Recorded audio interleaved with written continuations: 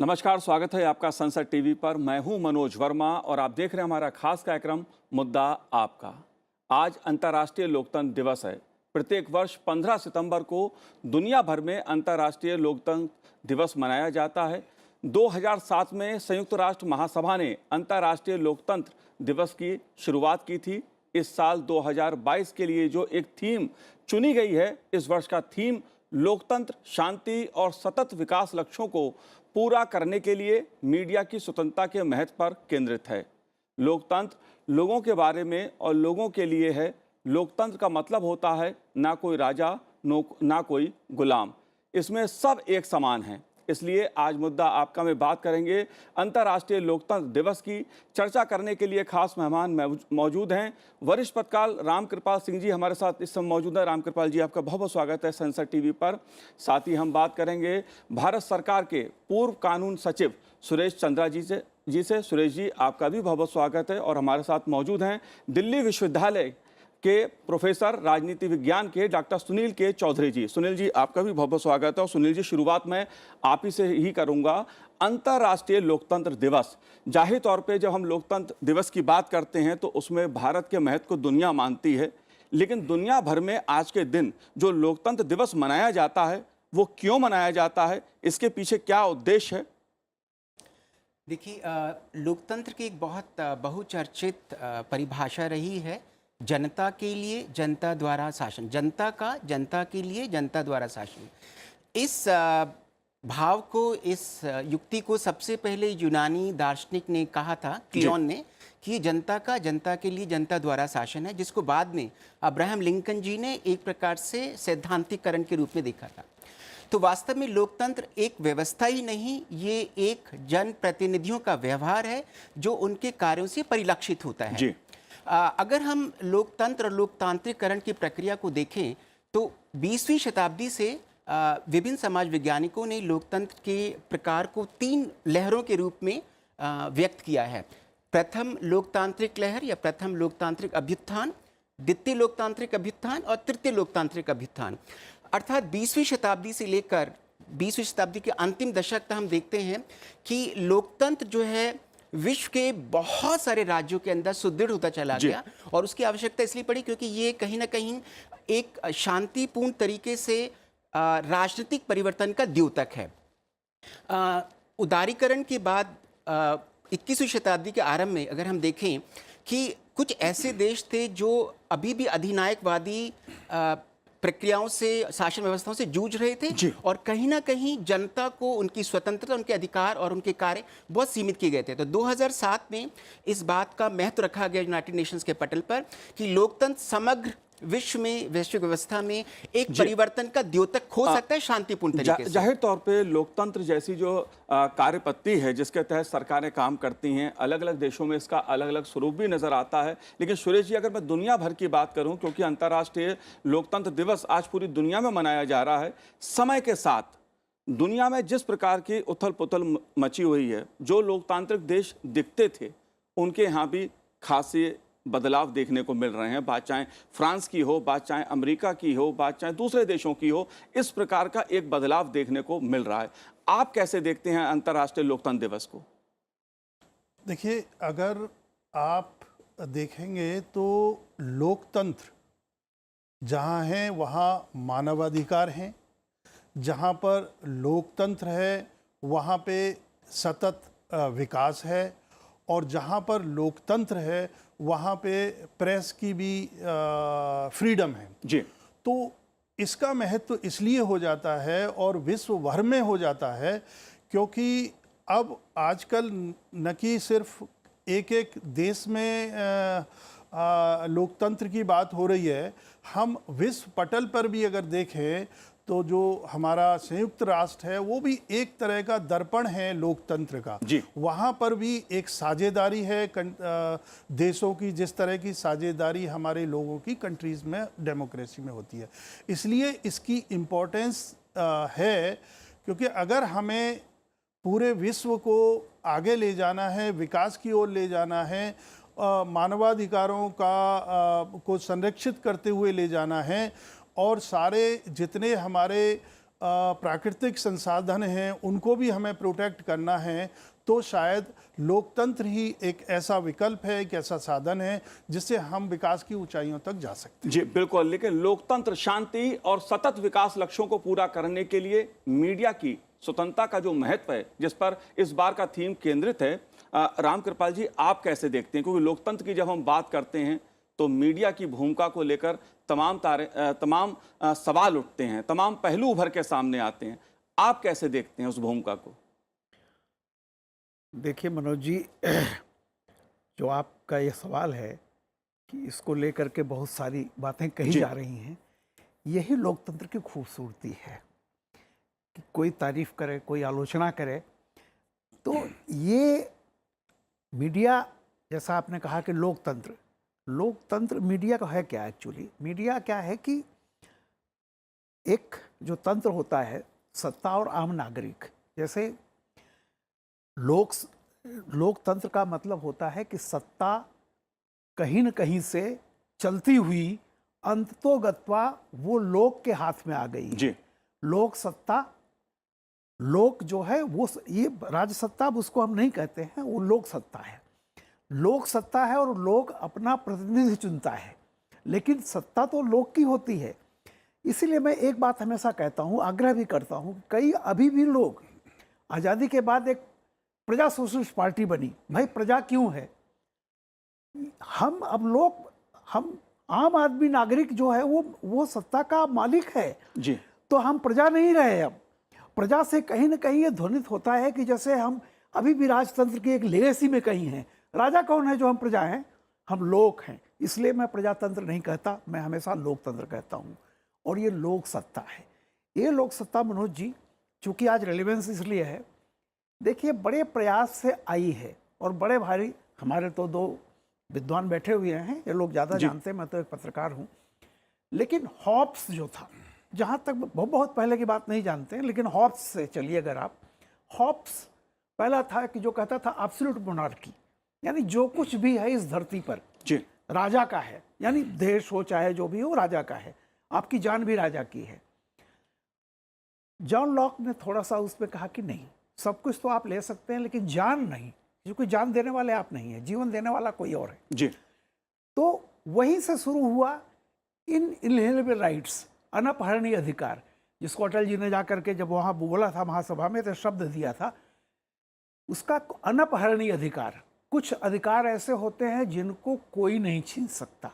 यहाँ से कंसेप्ट बना फंडामेंटल राइट्स का, जॉन लॉक। उसके बाद रूसो जब उस क्रम में बढ़ता है तो कहता है कि भाई सिर्फ जान ही नहीं, इक्वलिटी, लिबर्टी एंड फ्रेटर्निटी, समानता, स्वतंत्रता और बंधुत्व, ये तीन चीजें। जी। उसके बाद फिर हिस्ट्री आगे बढ़ती है, फिर कई ये आता है लिव एंड लेट लिव, कि जियो और जीने दो। गांधी ने कहा कि इससे भी समाज में एक मुश्किल आएगी। एक बच्चा पानी में गिर रहा है, गिरा हुआ, हम उसे बचा सकते हैं, हम कह रहे हैं लिव एंड लेट लिव। तब गांधी ने कहा कि नहीं, ट्रस्टीशिप, तुम मेरे लिए जियो, मैं तुम्हारे लिए जीऊं, तभी सबका उदय होगा, सर्वोदय होगा। ये जी। तो एक मैं कहता हूं कि उसके बीच की जो सबसे, दुनिया ने जो सबसे एक शासन पद्धति देखी है जो जिसमें जनता का प्रतिनिधित्व होता है, वो सिर्फ लोकतंत्र है। जी। और आज इसका रेलेवेंस इसलिए बढ़ गया है कि आज दुनिया के सामने फिर जिस तरह दुनिया राजतंत्र से, चुनौतियों से, डार्क एज से निकल करके जिस तरह से आई है कि गैलीलियो ने अगर कह दिया कि पृथ्वी घूम रही है तो उसको जेल में डाल दिया गया। जी।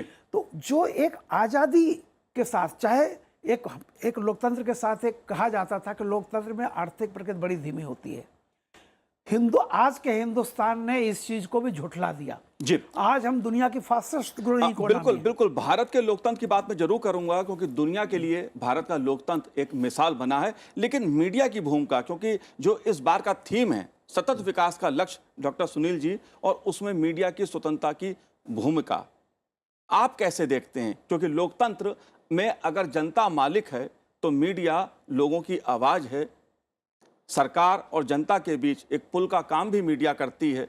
आप कैसे उस भूमिका को देखते हैं? देखिए, लोकतंत्र के हमेशा तीन आधारभूत स्तंभों का जिक्र होता रहा है: व्यवस्थापिका, कार्यपालिका और न्यायपालिका।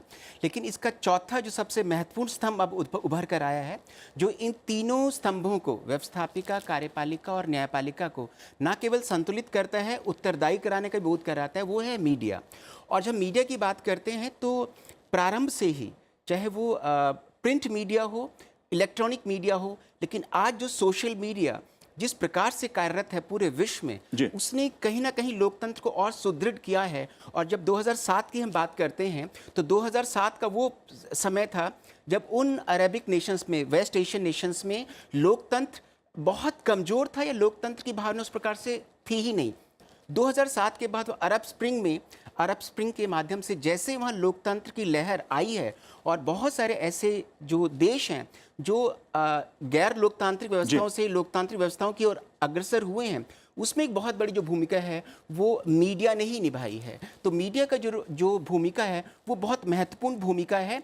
यही कारण है कि विश्व के बहुत सारे देशों में अब लोकतंत्र के लिए जनता सर्वोच्च, सर्वोप्रिय और संप्रभु है, वो उसका भी आगाज करती है। जी सुरेश जी, लोकतंत्र की सफलता जो है किस बात पे निर्भर करती है? देखिए, इसे हम कहते हैं जो फ्रीडम ऑफ स्पीच है जी, ये है आइडियाज़ का एक मार्केट प्लेस है, और इस पे किसी का भी अनफेटर्ड कंट्रोल नहीं होना चाहिए। It should be A free and fair. और ये जो फ्री आइडियाज़ हैं ये ही हमारी डेमोक्रेसी को मजबूत बनाते हैं, क्योंकि सही इंफॉर्मेशन लोगों के पास जाती है। लेकिन ये जो अधिकार है freedom of speech and expression का, ये अनफेटर्ड नहीं है, इस पे भी कंट्रोल है। हमने बहुत सारे ऐसे केसेस देखे हैं जहाँ पर कुछ एनजीओज या कुछ जो फॉरेन फंडेड बहुत सारे एनजीओज होते हैं, और वो अपनी इस अभिव्यक्ति को, इस फ्रीडम को यूज़ करते हैं जितने भी डेवलपमेंटल काम हैं जी, जितने भी डेवलपमेंटल काम हुए हिमालयाज़ में, रोड्स बनाने के, इसके कई जो हमारी फॉरेन फंडेड एजेंसीज थी, उन्होंने रोका। तो जहाँ तक सफलता का सवाल है, इसमें कहीं कोई डाउट नहीं है। ये एक इवोल्यूशनरी एक कंसेप्ट है, और हमारी जो freedom of speech and expression से ही इसको मजबूती मिलेगी। लेकिन ये एक बैलेंस्ड होना चाहिए, और यही हमारे इसको डेमोक्रेसी को पार्टिसिपेटिव बनाएगी, यही डेमोक्रेसी को स्ट्रेंथन करेगी। जी, मेरा ये मानना। जी, रामकृपाल जी, चुनौती क्या है लोकतंत्र के लिए सबसे बड़ी आज दुनिया के सामने? बात चाहे मैं आतंकवाद की करूं, विस्तारवादी सोच की जाए, या सैन्य शासन की जाए, ये ऐसे रूप हैं जो कहीं ना कहीं लोकतांत्रिक व्यवस्था के सामने एक चुनौती बने हुए नजर आते हैं। आप कैसे देखते हैं इन चुनौतियों को? देखिए मनोज जी, बहुत अच्छा सवाल आपका था, और इसलिए आज की तारीख में, आज जो हम अंतर्राष्ट्रीय लोकतंत्र दिवस मना रहे हैं, इसलिए रेलिवेंट है। जैसा मैंने कहा ना कि इतिहास की एक प्रक्रिया अगर आप देखें, बहुत पीछे न भी हम जाएं, ट्राइबल एज और उसको छोड़ दें, तो एक जो यूरोप की डार्क एज, या जिसको कहते हैं कि हम राजतंत्र से फिर इधर लौटे हैं, एक सतत संघर्ष चल रहा है इस धरती पर। उसको अगर नटसेल में यूं कहें कि equality at the cost of liberty, जी, या liberty at the cost of equality. माना जाता था कि दो ही धाराएं हैं, यानी एक लेफ्ट और एक दक्षिणपंथ, एक वामपंथ। लेकिन लोकतंत्र ने इसको कहा कि नहीं, सोशल डेमोक्रेट भी सत्ता में रहे। जब ये लड़ाइयाँ शुरू हुई लेफ्ट में, यानी सोवियत रसिया कह लीजिए और तमाम, एक दौर था जब 2/3 ये धरती जो थी वो लाल झंडे के नीचे थी, यानी तानाशाहियों की तरफ। अब देखिए तमाम संघर्ष जो होते थे वो रेड यानी वामपंथ और इसके लिए। धीरे धीरे क्या हुआ कि लोकतंत्र उससे संघर्ष करता रहा चुपचाप, क्योंकि लोकतंत्र जो है उस तरह की लड़ाई नहीं लड़ता है। लोक सत्ता जो है वो हिंसक नहीं है, वो दूसरे ढंग से चलती है। धीरे धीरे क्या हुआ कि वे चीज़ें जो तानाशाहियों के प्रतीक थी, वो कहते थे कि नहीं, बिल्कुल कम, एक तरह से उसको वो कहते थे सर्वहारा क्रांति और फलाना। लेकिन कुल मिलाकर के वो एक आधुनिक मोनार्की का रूप था। उसमें होता क्या था कि सर्वहारा अधिनायकत्व जो है ये सिमटते सिमटते पार्टी अधिनायकत्व बन जाता था, और पार्टी अधिनायकत्व सिमटते सिमटते व्यक्ति अधिनायकत्व। नतीजा हुआ कि एक व्यक्ति की तानाशाही शुरू हो जाती थी, जिसके कारण वो जो वामपंथ वो था तानाशाही वो खत्म होती गई जी। लेकिन आज जो बड़ा चुनौती है, सफलता लोकतंत्र फैलता गया, और जो एक मतलब एक दलीय व्यवस्था या कहिए उसको आप वो तानाशाही व्यवस्था या अधिनायकवाद कह लीजिए, वो धीरे धीरे सिमटता गया। लेकिन आज पूरी दुनिया में जो संघर्ष चल रहा है वो सिर्फ ये संघर्ष है, और बहुत बड़े पैमाने पर, चूंकि टेक्नोलॉजी और ये सामरिक और विध्वंस की चीजें इतनी हो गई हैं कि अब ये महत्व नहीं रखता है कि आपकी आबादी ज्यादा है या कम है। सवाल है कि अब जिस तरह भाम मुहाने पर खड़े हैं, लोकतंत्र के लिए सबसे बड़ा खतरा है। वो खतरा शायद द्वितीय विश्व युद्ध में उतना बड़ा नहीं था जितना आज है, मैं बता रहा हूं जी। आपको। और ये सीधी लड़ाई लोकतंत्र बनाम तानाशाही की है। जी। जो भी जीतेगा इसमें, और मुझे विश्वास है कि लोकतंत्र जीतेगा। कारण उसका ये है कि देखिए, एक बार जिसने आजादी का, मनुष्य जो है ना, पक्षी भी देखिए आप ना, पक्षी भी फ्रीडम का स्वाद चखता है। जी बिल्कुल। एक और आखिरी बात कहते जी। हैं, जो आपने ये कहा था कि मीडिया के बारे में, मैं ब्रिटिश की संसद पर घुसते ही एक पत्थर पर लिखा हुआ है कि मैं तुम्हारी बात से असहमत हूं, लेकिन मैं ये वादा करता हूं कि अंतिम सांस तक तुम्हारी अभिव्यक्ति की आज़ादी के लिए लड़ता रहूंगा। जी। और इसी का प्रतिनिधित्व मीडिया करता है। जी। आप किसी नीति से आप अलग हो सकते हैं, अपनी बात कह सकते हैं, और इसीलिए किया गया। लोकतंत्र की जो डिफिनीशन है, बहुमत का शासन जी। और अल्पमत का आदर। जी। सुनील जी, आप कैसे देखते हैं जिस तानाशाही की तरफ इशारा रामकृपाल जी कर रहे हैं, क्योंकि अलग अलग देशों में अलग अलग रूप में उभर के वो सामने दिखाई देती है। अगर पड़ोस के एक देश में बात करूं तो वहां पर यही पता नहीं लगता कि सेना किसे प्रधानमंत्री बनाएगी और किसे हटाएगी, किसको कब बना दे प्रधानमंत्री। एक दूसरा पड़ोसी देश है जिसमें विस्तारवादी सोच के चलते जिस तरह का लोकतंत्र का मॉडल अपनाया गया है, वो भी अपने लिए सवालों के घेरे में रहता है। अमेरिका और दूसरे यूरोपीय जो देश हैं जहां लोकतांत्रिक व्यवस्था है, लेकिन वहां भी सवाल उठ रहे हैं। आप कैसे देख रहे हैं इन चुनौतियों को? देखिए, लोकतंत्र की 3 जो बहुत विशिष्टताएं हैं, जो हमारे पैनलिस्ट ने भी कही, कि सबसे पहली विशेषता है जो अधिकार और कर्तव्यों पर आधारित होती है, स्वतंत्रता पर आधारित होती है, जिसके आधार पर ही उनकी प्रतिनिधित्वता, अर्थात उनका पार्टिसिपेशन और रिप्रेजेंटेशन दोनों बढ़ा है। तो अगर हम देखें लोकतंत्र की खूबी, जो विश्व के बहुत सारे देशों ने इसको स्वीकारा है, उसमें एक सबसे बड़ी खूबी ये है कि उसमें जनता की सहभागिता और उनकी प्रतिनिधित्वता दोनों बड़ी, अर्थात कहीं ना कहीं जनता सर्वोच्च है, वो संप्रभु भी है। लेकिन जो एक बहुत बड़ी चुनौती है वो ये है कि ये सहभागिता से समावेशिता की ओर जाती है। तो लोकतंत्र समावेशी लोकतंत्र बनता है तो वो जो आखिरी पायदान पर व्यक्ति खड़ा हुआ है, जिसको गांधी जी ने कहा है लास्ट मैन, जब उसका से होगा डिसीजन मेकिंग प्रोसेस में, तो हमें लगता है कि लोकतंत्र और सफलता की ओर अग्रसर होता चला जाएगा। और अभी भी जहां जहां चंद अधिनायकवादी व्यवस्थाएं हैं, वहां ये लोकतांत्रिक व्यवस्था, लोकतांत्रिक लहर धीरे धीरे लोगों के द्वारा जा रही है। और ये परिवर्तन का जो द्योतक है लोकतंत्र, वो एक ऐसा समय जरूर आएगा जब जो गैर लोकतांत्रिक राज्य हैं, देश हैं, वो भी लोकतंत्र की ओर अग्रसर हो जाएंगे। जी। सुरेश जी, लोकतंत्र के लिए आप सबसे बड़ी चुनौती किसे मानते हैं आज के समय में, जो दुनिया का परिदृश्य उभर के सामने आ रहा है? मुझे सबसे बड़ी चुनौती आज के दिन अंधविश्वास, धार्मिक जो अंधविश्वास है या फेनेटिसिज्म है, ये मुझे लगते हैं।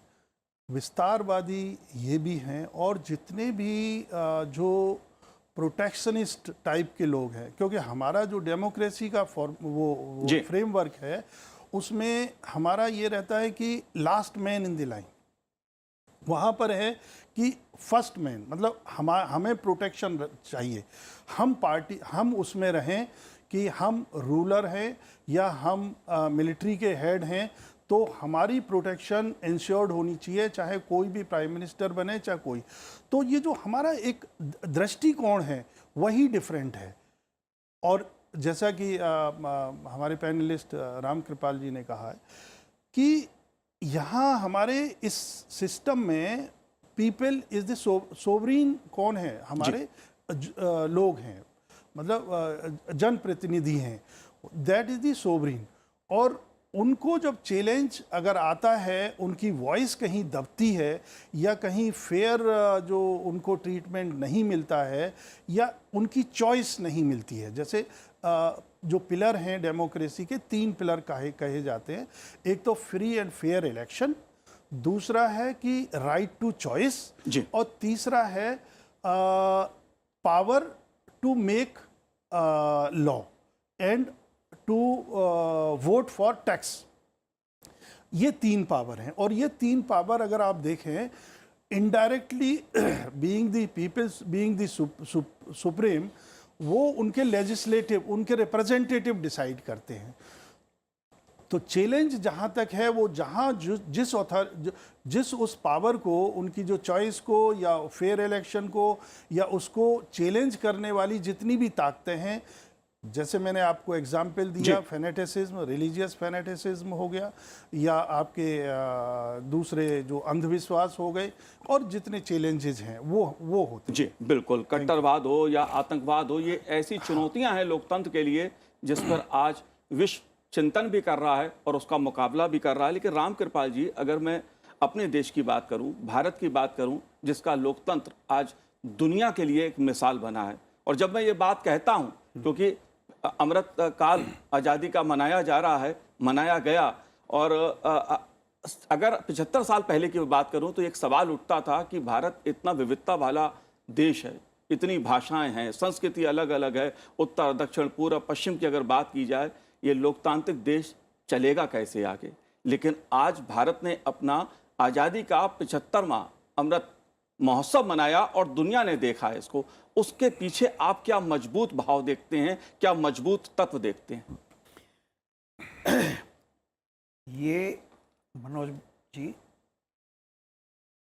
देखिए होता क्या है कि जिससे आप उम्मीद नहीं रखते, जैसे कहा है ना, जब हम आज़ाद हुए तो पूरी दुनिया समझ रही थी कि ये क्या है, तो एक संघर्ष की बहुत बड़ी चुनौती हमारे सामने थी। तो उस संघर्ष से हम लड़ते रहे। बहुत सारे देश जो थर्ड वर्ल्ड को चूज करके विकसित हुए थे, हमारा कोई सामान ले गया था, हमारे पास घर नहीं था, हमारा घर उजाड़ दिया था, हम बहुत अच्छे संपन्न थे, सब कुछ चला गया। तो वहाँ से जैसे कहते हैं ना कि संघर्ष करते करते हम जहाँ आज पहुँचे, निश्चित तौर पर हमें अपनी उपलब्धियों पर गर्व है। लेकिन मैं एक बात हमेशा कहता हूँ, उपलब्धियों का उत्सव मनाने के में कहीं ये ना हो जाए कि आप जिम्मेदारियों को भूल जाएं।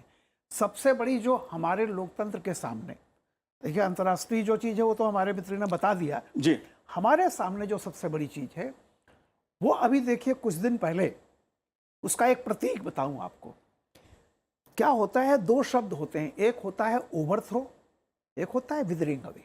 जैसे क्या होता है, सांप का केचुल जितना नया आएगा उतना ही पुराना उखड़ेगा, आप उसको यूं नहीं कर सकते जी। तो जो ट्रांजिशन है आज़ादी के बाद से, हमारे यहाँ लिखा क्या जाता है, सिविल सर्विस जी। इसका मतलब हर आदमी जो है वो सेवक है, लेकिन आप सिविल सर्वेंट हैं, लेकिन आप मानते हैं कि मैं शासक हूं।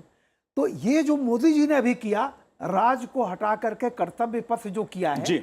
एक हिंदुस्तान के सामने चुनौती ये है और पूरी दुनिया के सामने कि आप ये महसूस करें कि जनता जो है वो सत्ता की मालिक है जी। और आपको अपना प्रतिनिधि चुन करके सेवक के रूप में बिठाया, जिसको मोदी जी कह रहे हैं। जी बिल्कुल, अधिकार और कर्तव्य पथ पे चलना, यही लोकतंत्र को और मजबूत बनाता है। डॉक्टर सुनील, आप क्या इस मजबूती का भाव देखते हैं जो भारतीय लोकतंत्र है, इसका जो तत्व है वो क्या मजबूत तत्व है, लोकतंत्र ने इसको जोड़ के रखा? देखिए, ये जनशाही है, जनसत्ता की संप्रभुता है, और इसमें जो जनता है जो मतदाता के रूप में प्रकट होती है वो सर्वोपरि है, संप्रभु है। और भारतीय जो लोकतंत्र है वो प्रक्रियात्मक लोकतंत्र से मूल्यात्मक लोकतंत्र की ओर अग्रसर हो रहा है, जहां समानता, न्याय, अधिकार, कर्तव्य, स्वतंत्रता, इन सबको सुदृढ़ करके कैसे एक अंतिम व्यक्ति को वो न्याय मिल सके, उसकी समावेशिता भारत की व्यवस्था के अंदर आ सके, इसका प्रयास चल रहा है। और हम इन 75 वर्षों में हमने इस लोकतंत्र को और अधिक समावेशी बनाने का प्रयास किया है। और जब अंतिम व्यक्ति इस लोकतंत्र के भागीदारी के साथ, प्रतिनिधित्व के साथ समावेशित भी होता चला जाएगा, तो हमें लगता है कि हमने उन मूल्यों को प्राप्त करने में सफलता हासिल कर ली है। बिल्कुल डॉक्टर सुनील, और विविधता ही भारतीय लोकतंत्र की खूबी भी है, शक्ति भी है, जिसने इस देश को, लोकतंत्र को मजबूत किया है। आप तीनों ने इस कार्यक्रम में भाग लिया, आपका बहुत बहुत शुक्रिया, बहुत बहुत धन्यवाद हमसे बात करने के लिए। तो आज हमारे इस कार्यक्रम में इतना ही, मुझे दीजिए आज्ञा, नमस्कार।